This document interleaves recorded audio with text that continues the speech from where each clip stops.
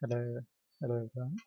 දම කියලා දෙන්න යන්නේ Mozilla Firefox එකේ install කරපුවා Windows 10 වලදී එනවා error එකක් Windows Media Pack එක install කරන්න කියලා. කොහොමද ඒක install කරගන්නේ කියලා.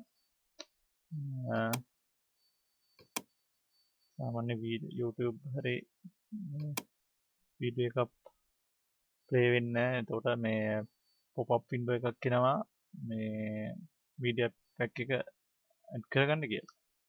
කොහොමද ඒක add කරගන්නේ කියලා මම කියන්නේ. More settings කියලා එකේ තියෙනවා apps කියලාට ගිහිල්ලා apps and features optional features මේකේ add feature තන ගන්න ඕන media කියලා දැන් මේකේ පෙන්වන්න නැත්තේ install කරලා තියෙන ඉඳන් මේ තියෙන මම install කරපේවා මේ තියෙන media pack මේක install කරපුවාම Firefox එකේ අදාළ videos ටික run වෙනවා. එතකොට මේ තව එකේ අදාළ features තියෙනවා Internet Explorer එතකොට media player Windows media player ඒ ටික ඔකට add කරගන්න පුළුවන්.